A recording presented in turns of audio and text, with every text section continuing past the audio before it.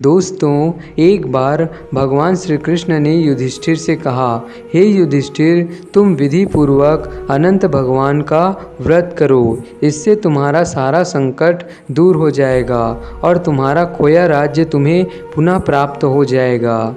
इस संदर्भ में भगवान श्री कृष्ण ने उन्हें एक कथा सुनाई। प्राचीन काल में सुमंत नाम का एक नेक तपस्वी ब्राह्मण था। उसकी पत्नी का नाम दीक्षा था।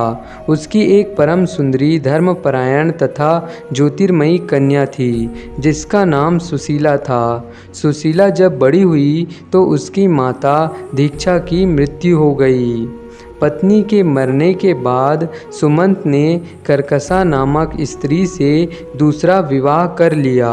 सुशीला का विवाह ब्राह्मण सुमंत ने कौंडिन्य ऋषि के साथ करा दिया और विदाई में कुछ देने की बात पर कर्कशा ने दामाद को कुछ ईंटें और पत्थरों के टुकड़े बांधकर दे दिए, जिससे कौंडिन्य ऋषि दुखी हो अपनी पत्नी को लेकर अपने आश्रम की ओर चल दिए।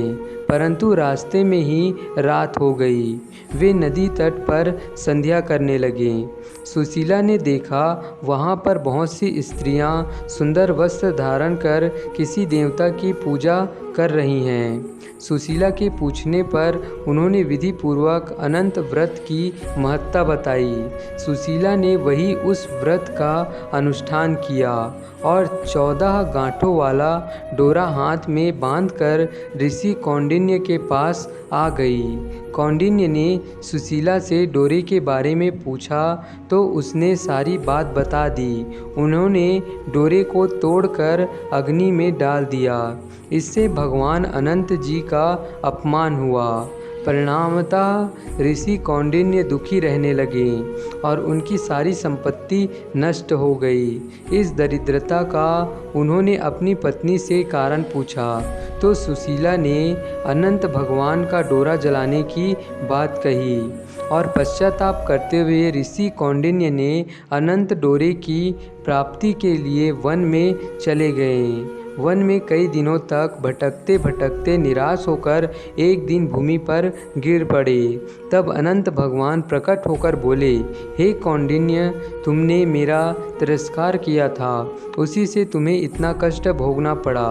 तुम दुखी हुए, अब तुमने पश्चाताप किया है, मैं तुमसे प्रसन्न हूँ। अब तुम घर जाकर विधि पूर्वक अनंत व्रत करो और 14 वर्ष पर्यंत व्रत करने से तुम्हारा दुख दूर हो जाएगा। तुम धन धान्य से संपन्न हो जाओगे। कौंडिन्य ने वैसा ही किया और उन्हें सारे क्लेशों से मुक्ति मिल गई। श्री कृष्ण की आज्ञा से युधिष्ठिर ने भी अनंत भगवान का व्रत किया, जिसके प्रभाव से पांडव महाभारत के युद्ध में विजयी हुए तथा चिरकाल तक राज्य करते रहे। तो दोस्तों, आप भी इस व्रत कथा को सुनकर भगवान अनंत की पूजा अर्चना व्रत कीजिए, जिससे कौंडिन्य ऋषि और युधिष्ठिर की तरह आपके भी जीवन से सारे दुख दर्द और क्लेश समाप्त हो जाएं और आपका जीवन सुखमय हो जाए। तो धन्यवाद। जय श्री कृष्णा। राधे राधे।